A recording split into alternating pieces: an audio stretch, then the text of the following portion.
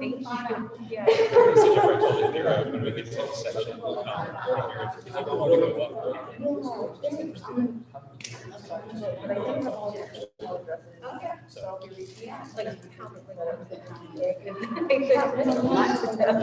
Whatever. But it really,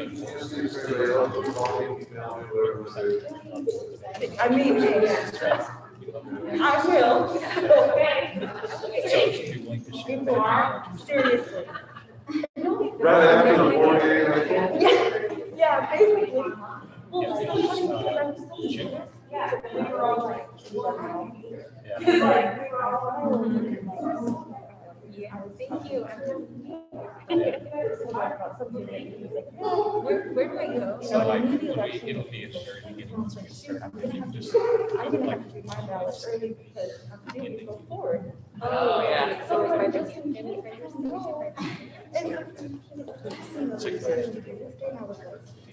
crap. Like I didn't want to.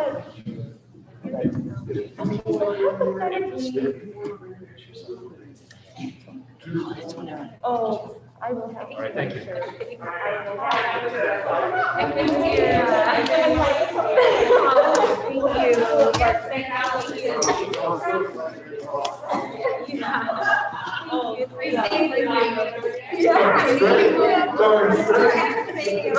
I know. I was like so proud of myself for having like no digital footprint and then for like not being on social media and then the commercial came out and everyone Googled me. So and those are my actual students too. So that was pretty neat to have them. We were celebrities.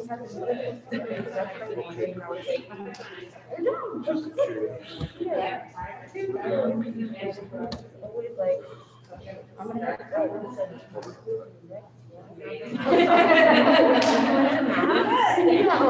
an island my husband and I wanted to go to. We went for the first time. Like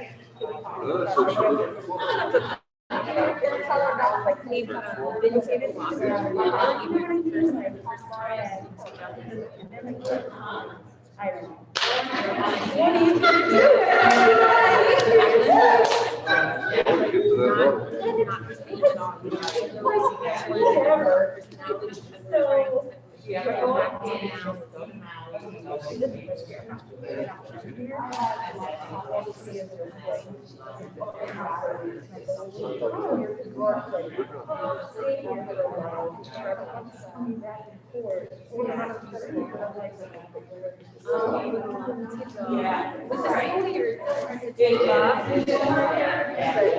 we'll see.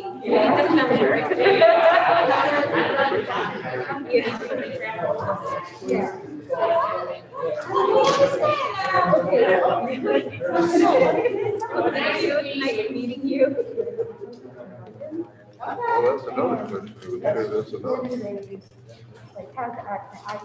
I don't know. That's not quiet, so that's not. Should be effective. I don't know how that goes with.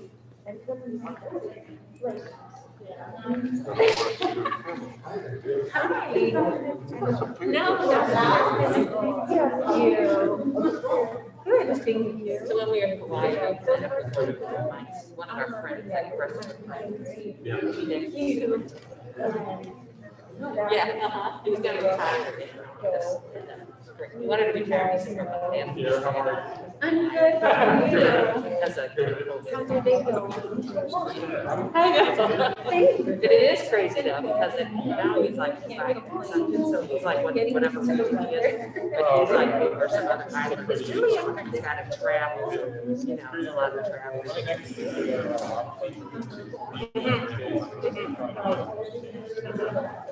I think if you don't have an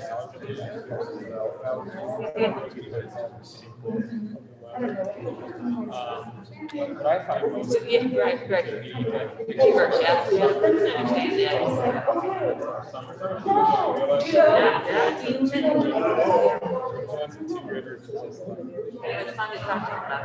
I think same thing with you.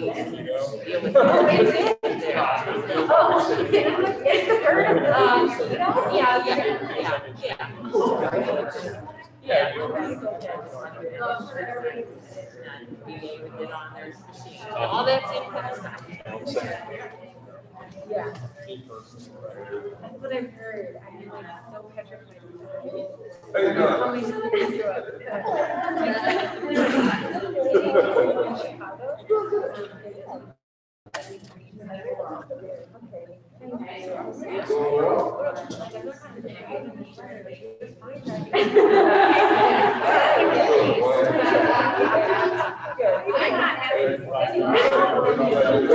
I just work.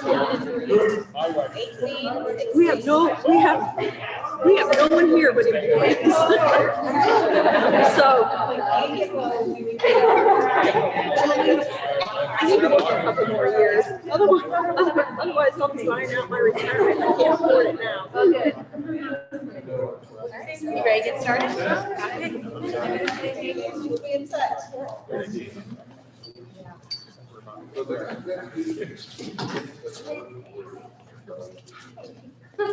What's on your table? Oh, you gotta plug it in. I gotta go get my So My boss needs something. So Penny's no longer on Zoom. She's just going to be on YouTube, right? Okay, you got that. She's just on YouTube? Yes. Thank you. Can I tell you how much I like these shirts? Oh, the 7. Because I know the same reason I hate them. My feet don't. My feet don't hurt. I hate that. I'm gonna go buy myself a shirt. I really am. We don't know how long I'm gonna be here.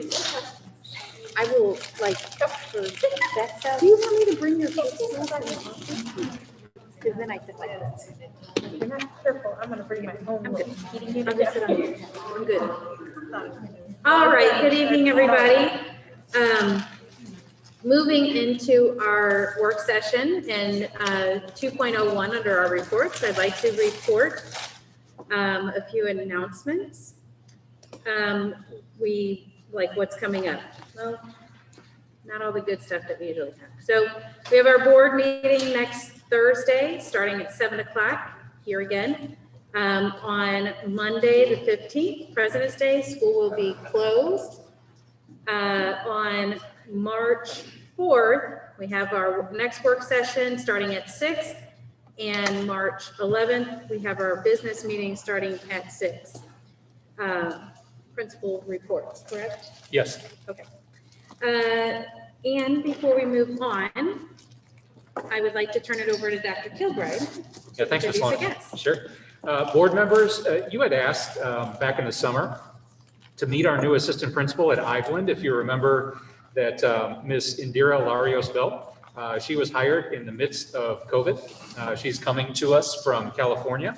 And so thanks to Indira for coming here tonight. I've asked Indira just to tell a little bit of her story and to come up and so we can introduce ourselves to her as well, because I know board members that you like to connect with administrators here in the district. And so this, when we were fully virtual, you didn't have the opportunity to do it. So Indira, if you wouldn't mind, love to have you come up, tell a little bit of your story, and the board will introduce themselves.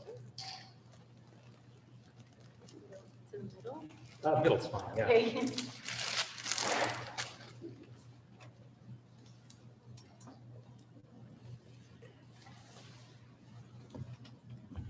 Good evening.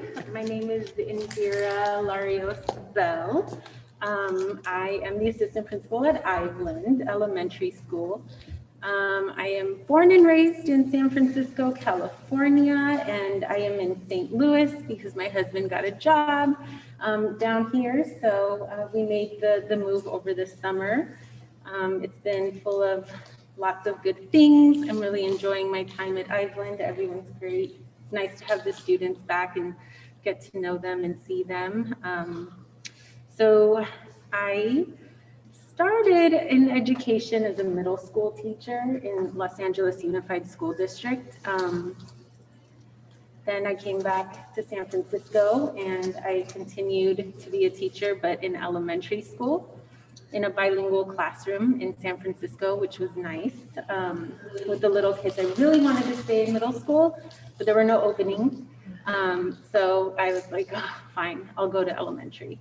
And I loved it. It was great. So I spent a lot of time in elementary school and then decided to step out of the classroom and support teachers in their learning and their growth, and became a literacy coach.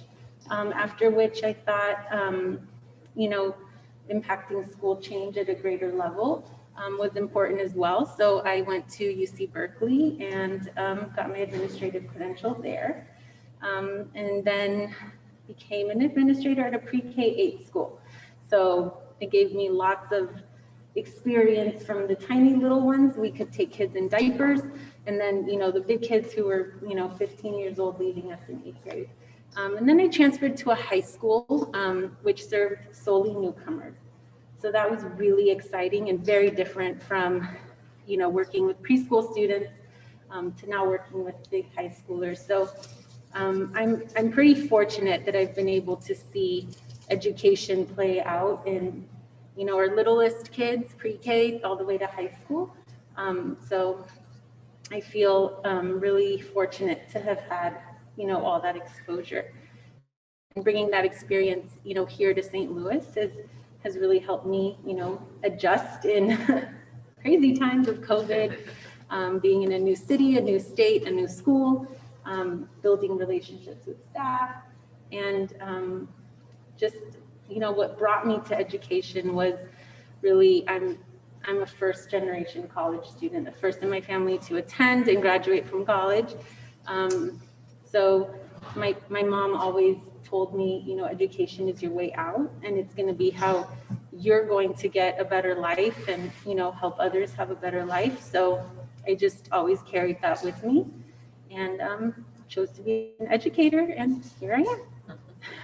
Thank you, Indira. And so maybe we can start with Kayla, if you'd be willing to introduce yourself and your connection to Ritenour.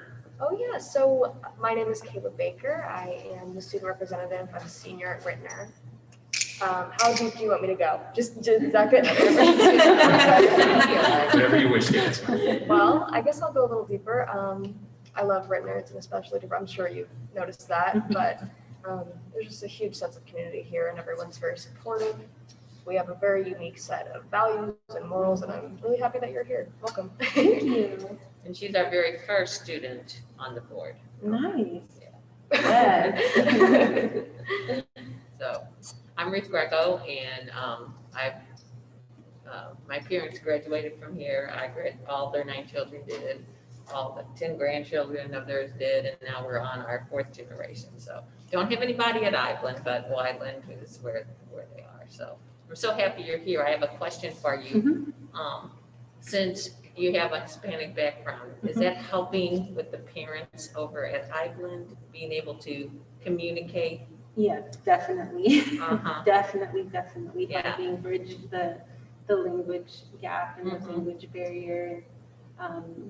Students at first, they didn't know I spoke Spanish, and so I, spoke to them in English, and then turned around and spoke to their parent in Spanish. They're like, "You speak Spanish?" And it's just the look on their face. It was really kind of like, yeah, you're doing the right thing. You're in the right place, kind of. Right. I wish I knew more. I can only say, hola, ¿cómo está?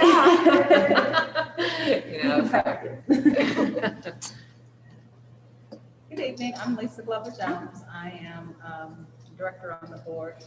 I've been in the district now, I don't remember, probably 10 years. It's been over, yes, it's been 10 years. It's been 10 years. Thank you, Ruth. You're welcome. Thank you for knowing my life. But what I would say about the district is that most definitely it is a family. I think you've heard that already, and you probably have experienced that thus far. But just the commitment to the students, I think is what I have valued. I'm not originally from the St. Louis area myself as well, but the commitment to the families and students and trying to do something better versus just keeping it the same. I really appreciate that about Ritenour. Happy to have you here. So welcome. Thank you. Hi, I'm Dr. Stacy Alvin Wilson. I work in the community. I'm a general dentist. My brother was on the school board for quite a long time. I went to Ritenour throughout my entire educational experience, going all the way through high school. My daughter is a 17-year-old who's a junior at the high school now. And so welcome to our community, because I really do believe that focusing on like the cultural diversity of our area is so important. And so I'm just happy that you're a part of our community.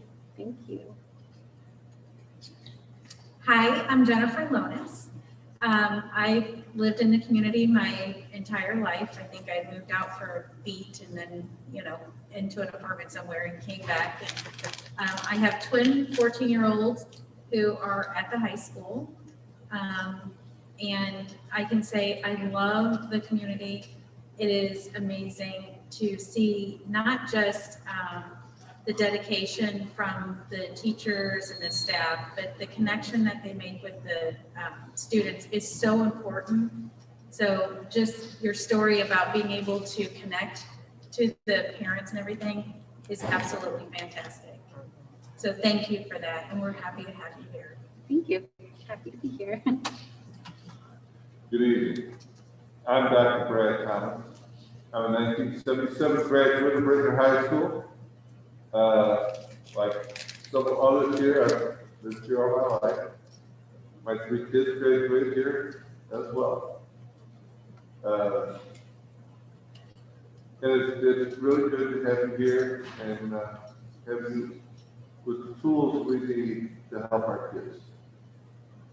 And that's above all else, that's what we need. We need someone to work for our kids every day and help them achieve as we achieve. Thank you for taking on that challenge. Gladly taking it on. I live in a special place like all our other elementary schools, and I'm sure you've already seen all that, and that's well blended in. So Yeah. welcome. Thank you. And I hope to see you around. Yeah. Thank you.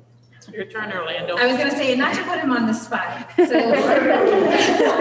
Just in time. Orlando was working late. Orlando, this is Miss Indira Bell. Do you go by Bell? At Larios Bell. Larios Bell. Yeah. And she is the assistant principal over at Island. And we wanted to invite her because we hired her through a screen.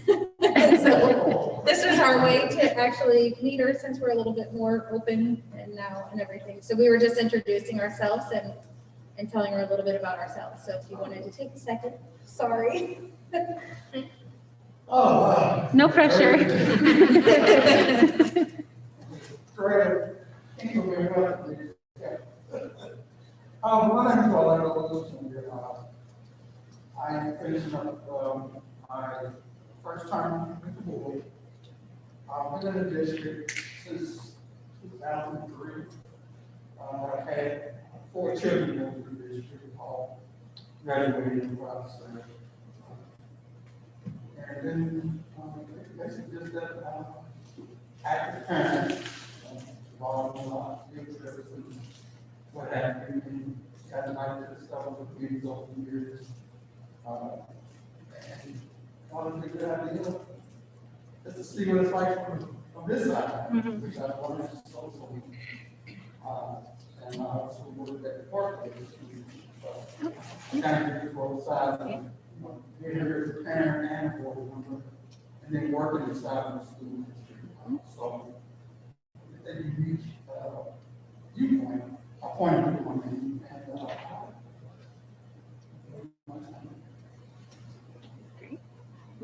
Nice to meet you. Well, Indira, thank you for coming out on Thursday night to Thank you. speak with us. It's great to see you, and thanks for all you're doing for Island kids. Oh, I love And, it. Thank you. So I always have some anxiety around cords, and so I'm just very worried. You're Oh. right by a cord, so as you please be Don't do that careful. once you have your turn. Yeah. I Thank won't you. fall, I promise. It's good to see you. Thank you. It was great to meet you. Thank you. Thank you. In all for person. making me feel Yeah, in so welcome. So thank you. Good night. Good night. Thank you. Good night. Be careful driving home. Is it getting bad out there? Not yet? Okay. Okay. Thank you. I'll move fast, okay? I don't know if you want to move because we're just going to 2.02 and we'll bring this Gilliam up. for our cultural responsiveness / equity action plan.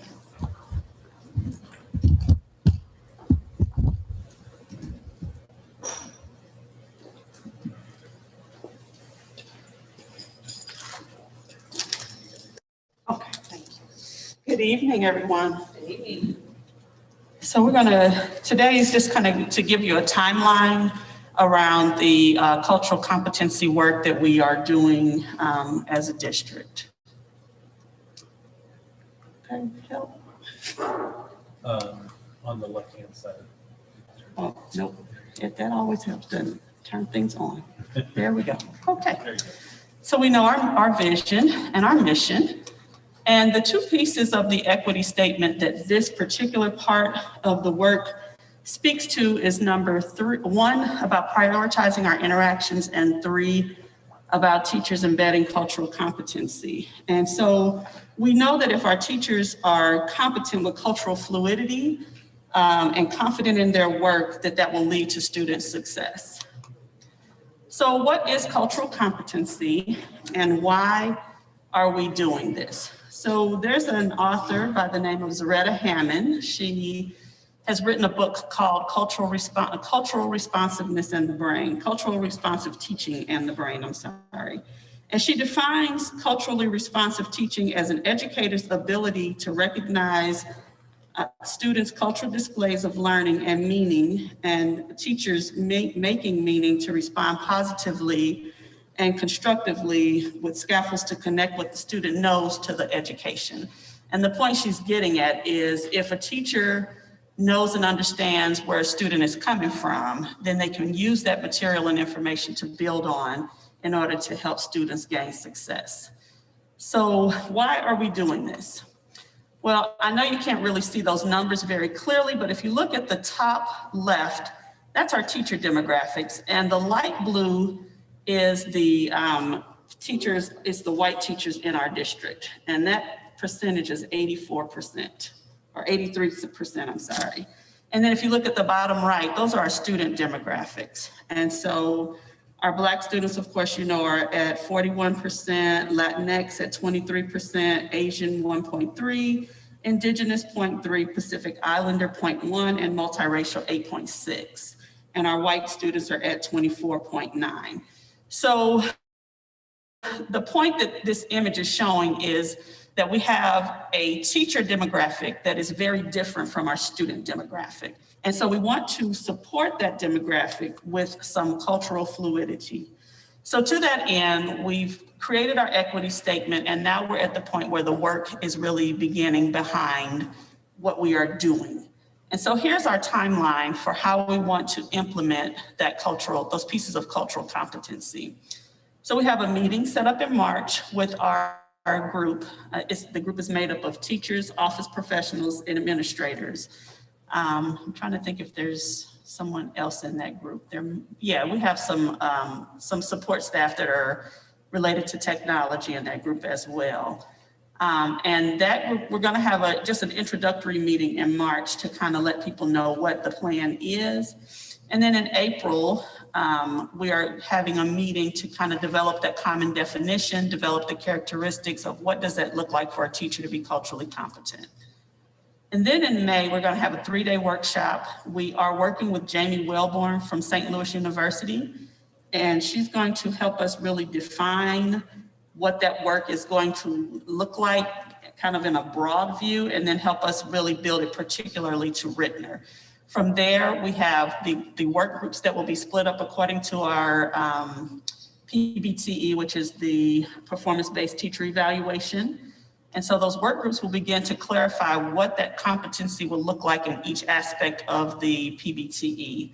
And then from there, on day 3, we'll start to critique and revise some of that work. And that will help to set up what the expectations are for the fall. So we won't be able to get the whole thing done over the summer, but that will set up the work for the fall.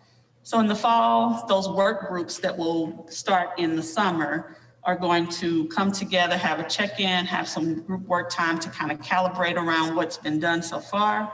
October, those groups will meet independently and work on their particular portions of what we're doing. November, we'll have a critique of the small group work and start to make revisions, kind of come to consensus, make sure we have common language so that everything is clear.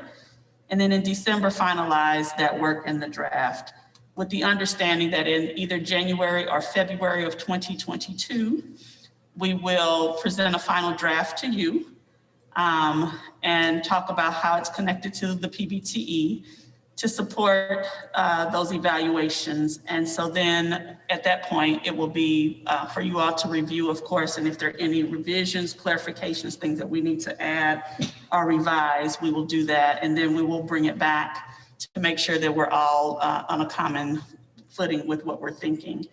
And then in March and April, we'll start the professional development around what we expect our teachers who are currently in the district, as well as our teachers who will be coming into the district, to be able to do. And then from there, we will provide, of course, more professional learning opportunities over the summer with the expectation that there will be an implementation of this revised PBTE beginning in the fall of 2022.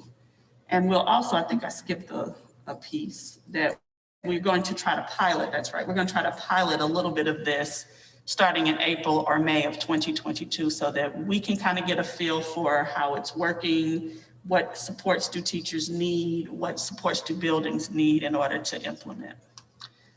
So what questions do you have? Can you explain what the PBT is again? The performance-based teacher evaluation. So that's how teachers are evaluated. Oh, okay. And then you're going to break them up by how, like. So there's 4 quadrants on that performance-based evaluation. And so the work groups will select, like they'll be working within those quadrants to kind of define within the area of professional responsibility, what part of this do we, how do we help teachers to become culturally responsive and culturally fluid there? In the piece of instruction, how do we help teachers become culturally responsive and culturally fluid there? So that's how the work will look. It'll filter through that lens of cultural competence within that professional evaluation tool. Great, thank you, Evelyn. There won't be any community members or anything on any of these committees? I think there's room for community members. Are we planning on inviting any here? We can, absolutely. Any students? I think we have students listed. I think we do have students listed. I'll double check the list. And the thinking of the design was that the work that would go on with Evelyn's leadership and Jamie Wellborn from St. Louis University, it's kind of a train-the-trainer approach. And so there's a group of, is there 37 or 38 in that? Somewhere around there. And then that team would go deep with the training, and then they would work with other committees that would be coming together as well. So, the goal is to involve as many people in the process of learning and defining together what are cultural competencies that people agree to be held accountable for, and then taking the step of then putting those into the evaluation document once there's a clear understanding of the look and the sound of what does it mean to be a culturally competent educator, a culturally competent staff member here in the district. So is that the goal then, to make it part of the evaluation or make it part of the day-to-day routine or both or what? Yes and yes. And so it is the PBTE and the staff evaluation. It'll be these committees that define the clear look-fors after they've gone through some learning around it, and people will be held accountable and evaluated on it. Some of the question in regards to when we look at the timeline of implementation, summer of 2022, we provide PD cultural competence for new teachers. So what does that look like for teachers that are already established? Is that training also available for them? Right, so there will be both. The reason I called that out specifically is because we have to build it into the new educator orientation. But yes, the goal is to have professional learning for people who are established in the district. And then also as we bring new people in and onboard them, that we have training that starts with our new educator orientation and then continues throughout their tenure with the district. Okay, is that something that could also work in tandem with Grow Your Own? Mm-hmm. And also with student teachers that come into our program here? Yes. also incorporate If it they, in their- yes, because a lot of times what I'm finding more this year actually than ever before is student teachers are coming to more of the professional learning than I've seen them come to before. They probably have been doing stuff in their buildings, but because we have the beauty of the virtual world, I've actually seen them connecting more with what we're doing across the district. So the short answer is yes, we definitely will have to spell out like what that could look like, but yes. So are there any other districts or anybody that already has this in place? There are districts that are working on it. And in fact, I was in the State of Black Male Educators workshop symposium tonight, right before this started. And it's part of the work that's kind of coming through the area. But there are districts that have these kinds of pieces in place. I read a book, Excellence Through Equity, by Pedro Noguera years ago, and actually attended the workshop with him. And through some correspondence with him quite a few years ago, he actually shared some resources with me. So there are other districts, and then a lot of these are independent schools in particular that have a lot of this work in place, more so than the public schools. But we do have access to knowing where to find what we need. And the benefit of Jamie Wellborn and SLU as well, Evelyn's taken meetings with Jamie, as have I. Jamie's creating a collaborative. It's the Midwest Collaborative for Cultural Proficiency in Schools. Right now, there's a consortium or a collaborative out in California. Jamie is connected with that group in California, and she's working on creating the collaborative here in St. Louis. So we would have connections with schools in California that are doing the work, as well as Jamie has a board with representatives from different districts that are on her board, and I'm a member of her board. So University City's at the table, Clayton's at the table, Fox is at the table, Belleville's at the table. It's a way for us to start sharing practices across the region. Good, great. Thank you. All right. What about a partnership?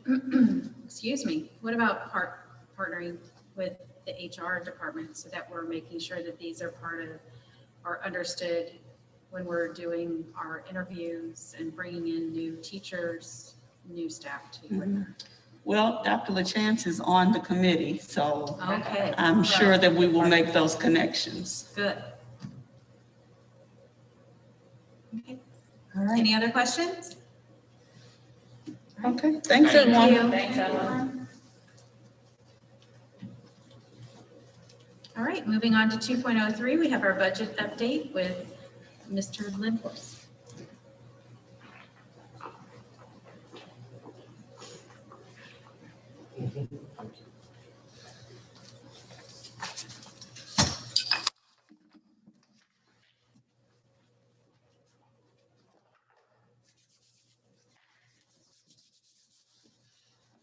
Good evening. Happy to be here tonight and provide a budget update.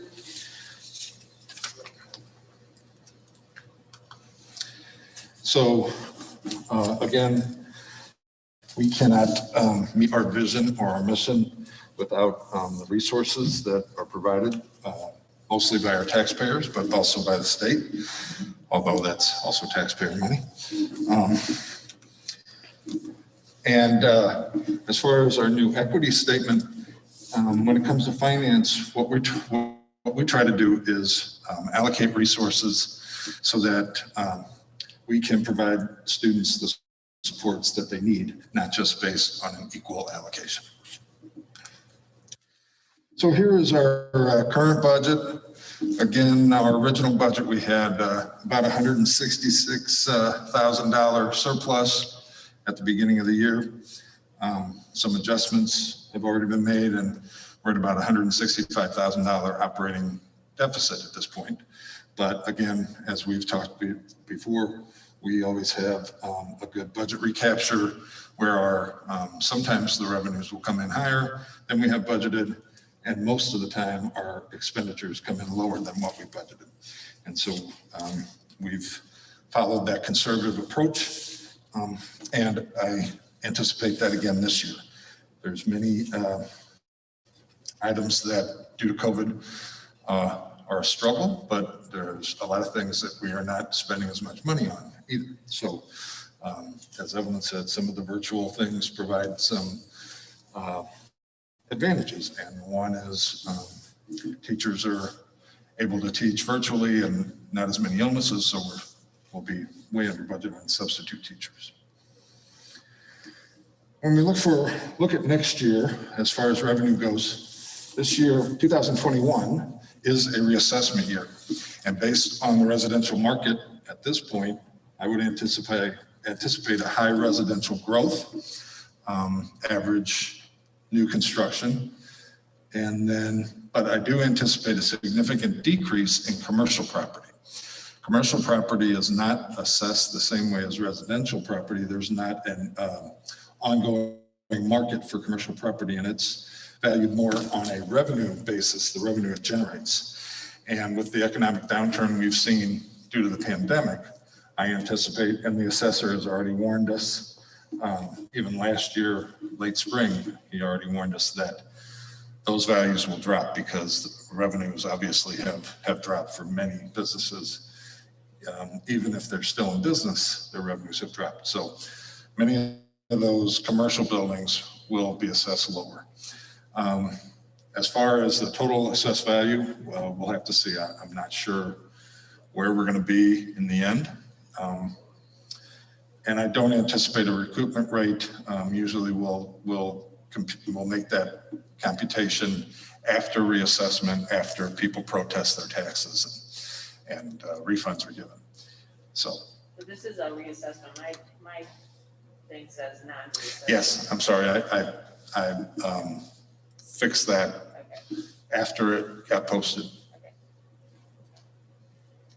Yes, every odd year is a reassessment year. As far as the basic formula from the state goes, the legislature will always say they're committed to appropriating enough to fully fund the formula.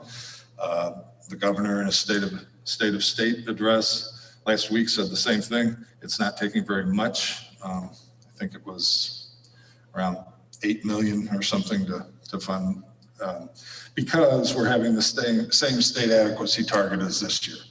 That target has been consistent over the last 3 or 4 years now. That's $6,375, which is theoretically what it takes to educate a student in Missouri, although we know it takes much more than that.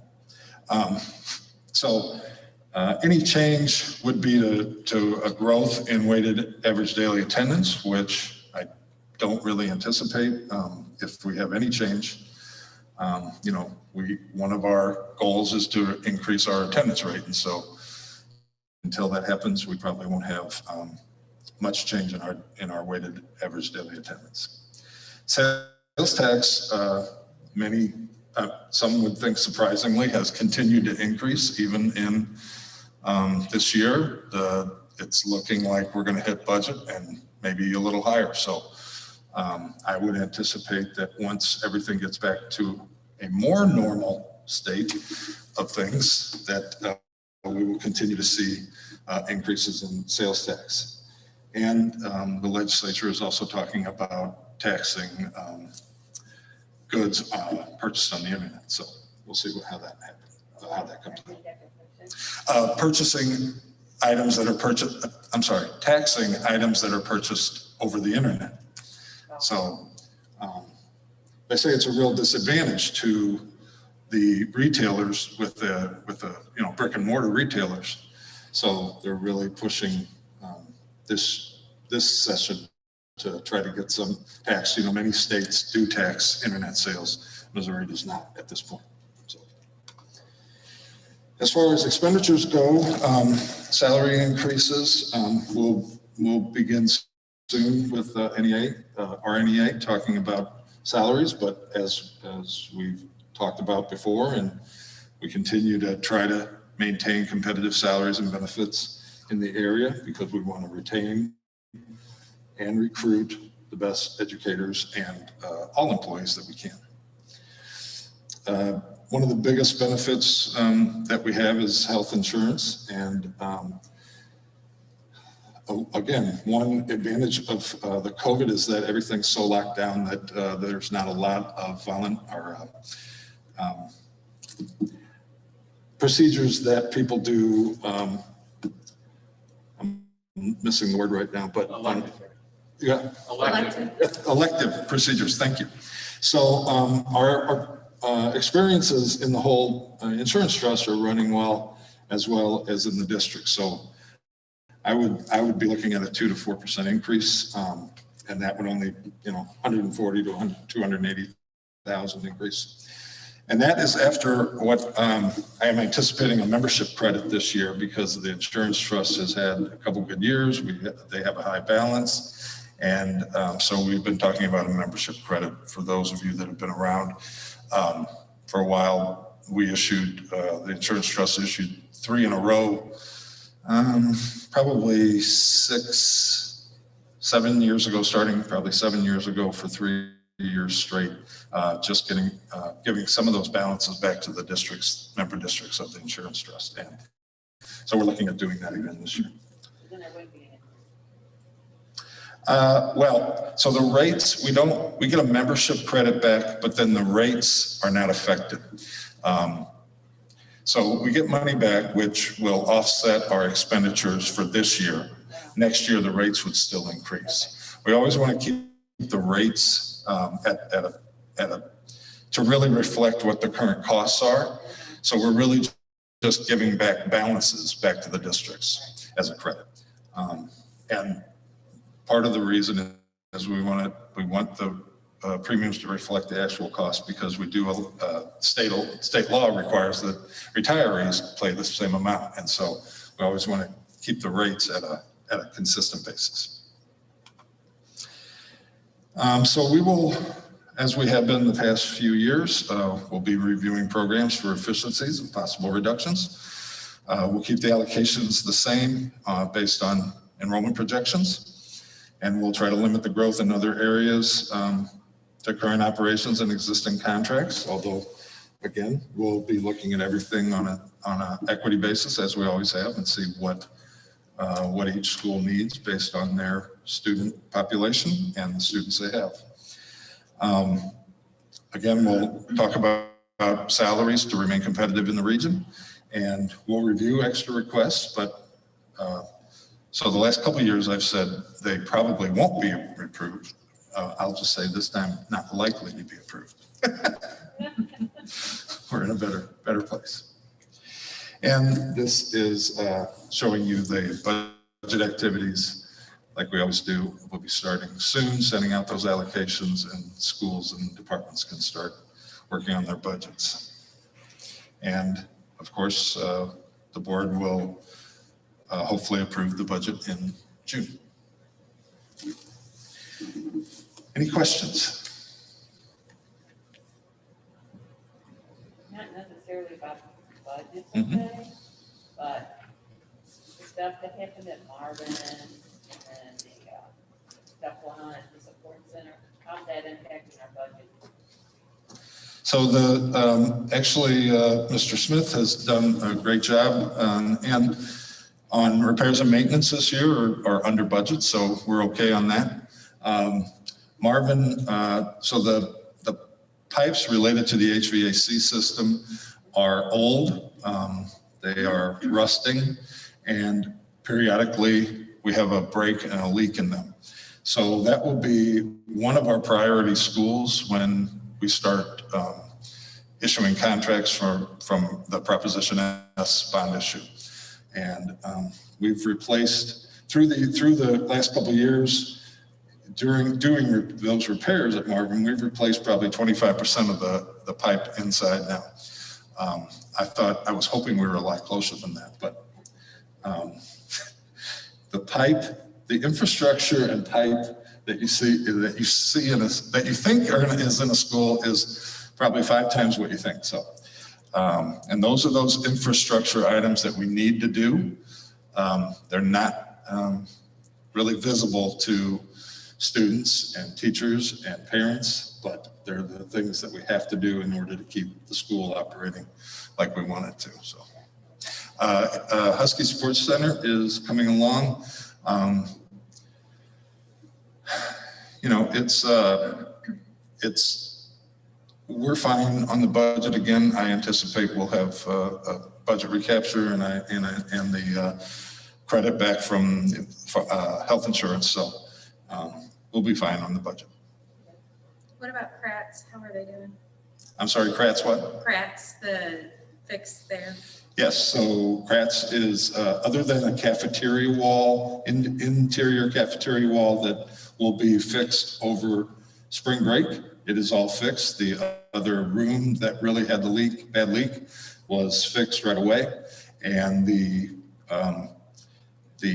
dug up the outside, found the problems very quickly, and it was probably, I would say maybe a third to 40% of what we thought it might be. So it came in much less than that. And it looks fantastic. The concrete apron is in. We've added more drains, resodded the hill. So if you go there, it really looks fantastic.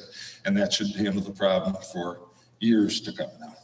Wonderful. Thank you. I think we got kind of starting off the subject of budget, but No, that's okay. good to hear that it's under. It does affect the budget, and Yeah. you know, there's more.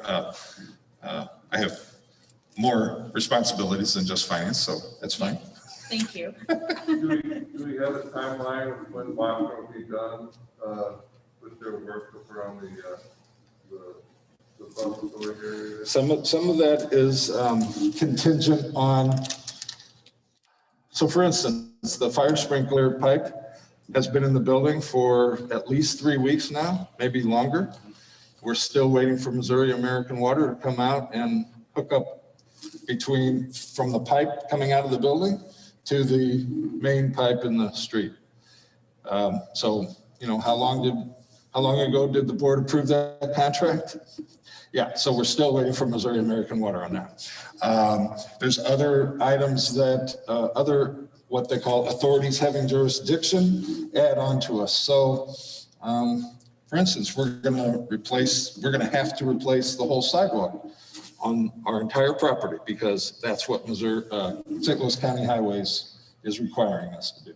So there are some delays that we don't have control over. And right now, the buses are still here in this lot because one, we had to get the sidewalk permit, and then the concrete would have been poured for our entrances to get the buses back over there, but the weather's not cooperating now, so it's not warm enough. So, Mike, do we have a estimated time of? It's so much based on weather. Right. Yeah, now with the weather being as it is. Yes. I get that. The interior work is really coming along. It's near. Yeah, the interior is almost finished. So we're just working on the exterior now. The fence is up, lights are up. And I believe next week they're going to start putting the material on the fence.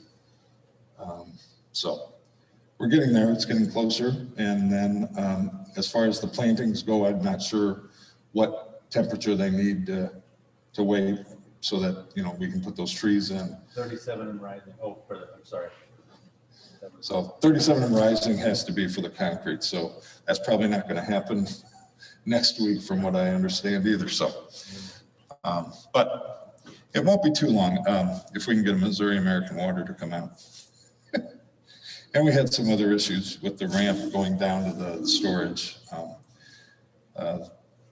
There were electrical cables running in front that were not on any drawing or anyone knew about it. So, but those are the things you run into with renovations. Am I right, Stacy?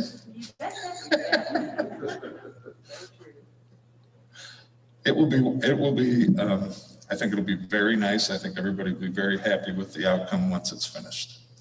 And we are trying to get our buses back to that lot as soon as we can. It's not impeding the record co-care though, right? No. In fact, Wachter has done a fantastic job of planning things out and trying to do a lot on Thursdays when the pantry is closed. and really working with Sister. Mike and Wachter have really worked with Sister and the volunteers there to make sure that they aren't impeded at all. They got plywood and everything so they could run over the rock when that was sitting there waiting for the asphalt. So no, they've done a great job. You know, the interesting thing about the Husky Support Center too that I didn't realize, so not only is it the co-care pantry, but now there's another group that's benefiting the community. I think they're called the Juntos. And so it's another group that is serving the Latinx community. So they have a food drive outside the parking lot. And so was it last week when that snowstorm came in midday, it was much worse than what we expected. There was a line outside and they had 3 tents set up in the parking lot, distributing fresh fruits and vegetables as well to families that were driving up. So it's the co-care pantry, but there's also a separate group that's using the parking lot as well to support families. Any other questions? All right. Thank you. So much. Thank you very much. All right, moving on to 3.01, we have our policy edits. Yeah, so board members, these are edits. These are not new policies. They're edits to existing policies. So just wanted to bring your attention to these 2 edits that will be coming to you next week on consent for your approval. The first has to do with policy IC. It has to do with the school year calendar. You're well aware of the AMI plan, Alternative Methods of Instruction, that all districts had to have this year through DESE to accommodate virtual learning. Dr. Stewart and the team designed and got approved the AMI plan. And that allows us to be flexible like this week at Marvin. So at Marvin, when the pipe burst early in the morning, we were able to get students to school because when we got notice of it, buses were already rolling. And so we were able to, instead of that being a day of no learning for students, we were able to shift into virtual learning in the afternoon after we got students safely home. And then yesterday was a day of virtual learning at Marvin as well. All of that is made possible through the AMI plan. We have all of that in place. We just have to have the policy to support the AMI plan. It's something that would be reapproved by the board on a yearly basis. The AMI plan would be reapproved on a yearly basis, which allows us to receive, to count those virtual learning days through DESE. So this policy edit coming from MSBA just puts into policy what we've already had in place. The other edit is GBEBA, and it has to do, this is a compliance edit that MSBA is recommending and that we're recommending. Takes into account the federal database dealing with those employees that are certified through the Department of Transportation. So in this district, that applies specifically to bus drivers. So all of our bus drivers have to have a CDL, which is a commercial license. This policy edit outlines the updated database that maintains the drug and alcohol and substance testing program. All of the employees through their commercial, their CDL license, which is administered by the Department of Transportation, they have to not only have pre-employment drug and alcohol testing, but there can also be random testing as well. This policy edit also outlines clear expectations around drivers and not imbibing or taking any drugs or alcohol. As required by law, no driver shall report for duty within 4 hours of using alcohol. No driver required to take a post-accident test shall use alcohol for 8 hours following the accident or until he or she undergoes a post-accident alcohol test, whichever comes first. So to be clear, this is strictly compliance language that because we have CDL licensed drivers that are monitored by the DOT, this outlines the process in the new database that we have to be a part of. So is this something that's already in law, or like where do we get these changes? all of these changes, it's either a statutory change or there are a bunch of lawsuits in case law that's designed. And so this is statutory, but if there are a bunch of lawsuits that get settled, sometimes those changes don't make it into statute yet, and then MSBA will recommend those changes based on But these case are outcomes. both statutory. Yeah, this is law. This is in the statutes. Okay. I'm surprised we actually didn't have this already, because DOC does require that, especially the randoms. Mhm. That's what- So we do have drug and alcohol testing of our drivers, but we have not had this specific language in policy.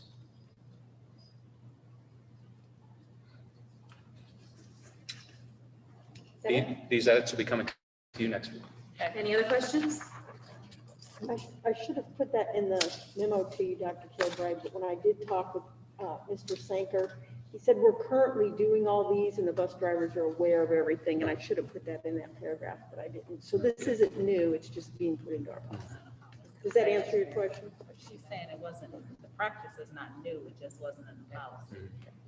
Because that's a requirement for DOC. There's no question about it.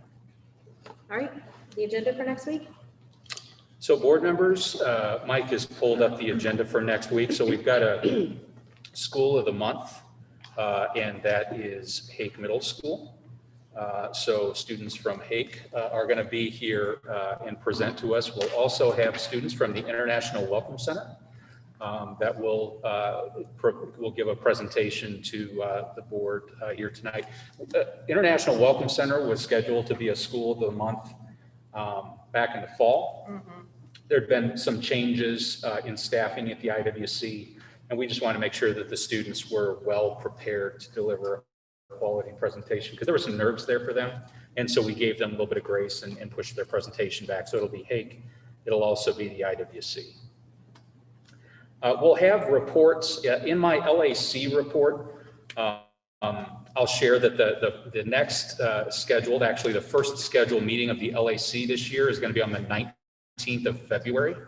A lot of focus is around Senate Bill 55. So Senate Bill 55 is the omnibus bill, it looks like, this year. And an omnibus bill is just one bill that a bunch of different stuff gets attached to.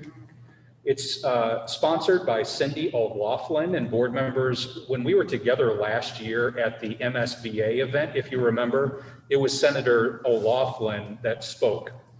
She's a senator from Northeast Missouri, a very rural part of the state, and she's sponsoring a good bit of school choice legislation and a number of things in this bill.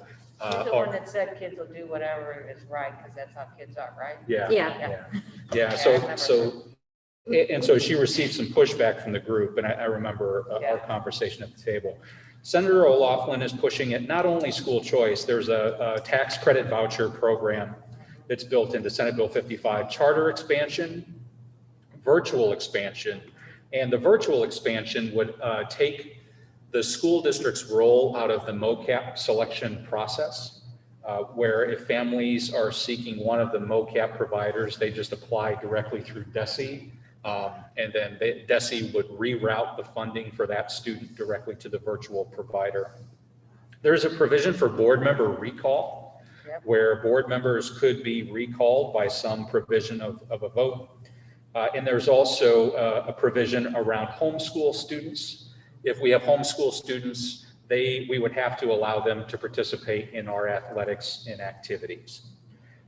So a number of concerning items there. I've been in contact with Senator Williams.